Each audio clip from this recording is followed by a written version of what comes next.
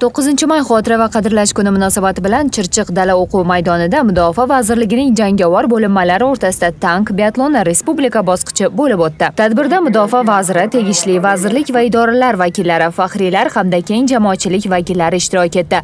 Bayram munosabati bilan tashkil etilgan tadbirda harbiy marsh o'tkazilib, unda mingdan ortiq harbiylar ishtirok etdi. Ruslan! Tekstlanish! Chapga!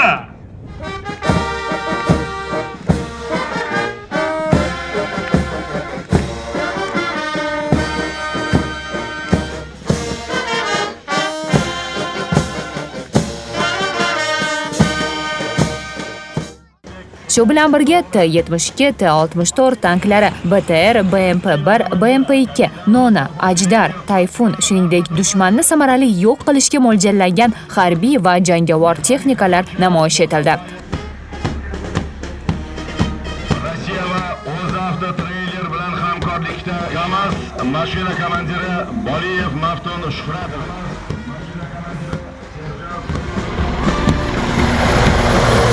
Harbiy desantlarning parashyutdan sakrash jarayonlari esa barchada katta qiziqish uyg'otdi.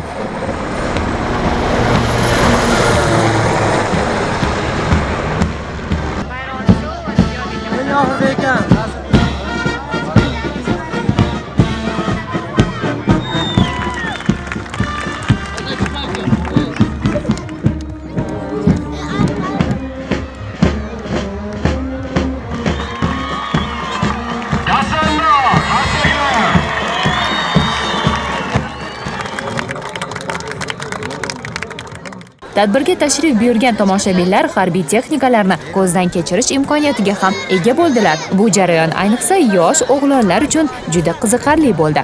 Menga mechta start desantом. Vertolyot uchishi yoqdi. Keyin parashyutda odamlarni sakraganlari yoqdi. Aslida parashyutdan tushayotgan desantchilar yoqdi. Vertolyotlarni ko'rdim. Parashyutlardan sakrashdi. Bayram zo'r bo'ldi. Tadbirning asosiy qismi tank biatlonining final bosqichi bo'ldi. Unda 4 ta harbiy okrug ekipajlari g'oliblik uchun kurash olib bordilar.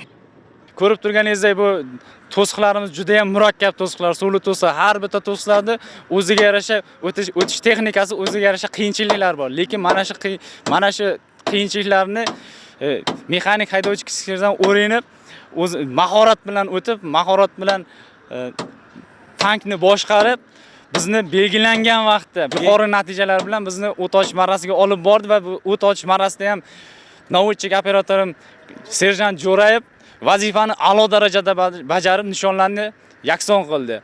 Chirchiq poligonida o'tkazilayotgan tank biatloni musobaqalarida ishtirok etayotgan barcha jamoalar mana bunday T-72 rusumidagi tanklarda ular uchun belgilangan to'siqlarni yengib o'tmoqda. Mazkur musobaqada g'oliblikni qo'lga kiritgan jamoa esa Rossiya Federatsiyasida o'tkaziladigan Armiya 2019 musobaqasida yurtimiz nomini himoya qiladi. Ekipaj a'zolari o'z tanklarida suvli to'siq, qo'rg'on, chuqur, minalashtirilgan yo'lak, eskarp yo'laklardan o'tib, otish marralarida nishonlarni aniq mo'ljalga oldi. Tank biatloni musobaqasining navbatdagi jamoasi bu Chirchiq Oliy tank qo'mondonlik bilim yurti jamoasi. Bular ham T-72 tankida barcha belgilangan to'siqlarni yengib o'tdilar. Biz hozir ekipaj a'zosi bilan suhbatlashishga harakat qilib ko'ramiz. To'siqlarni yengish qiyin bo'lmadimi? Bizda umuman qiyin to'siq bo'lmadi. Qiyin to'siqlardan aytishim mumkin, faqatgina eskarp tankga qarshi chuqurlikda aytishim mumkin. Faqatgina shu ikkalasidan salgina qiyinchilik bo'ldi, qolganda umuman qiyinchilik yo'q. Ekipaj a'zolari barcha to'siqlarni muvaffaqiyatli yengib o'tishlari uchun ushbu maydonda sun'iy hovuz, minalashtirilgan va manevr bajarish maydoni, tankka qarshi chuqur, qo'rg'on va otish maydonchalari bunyod etilgan.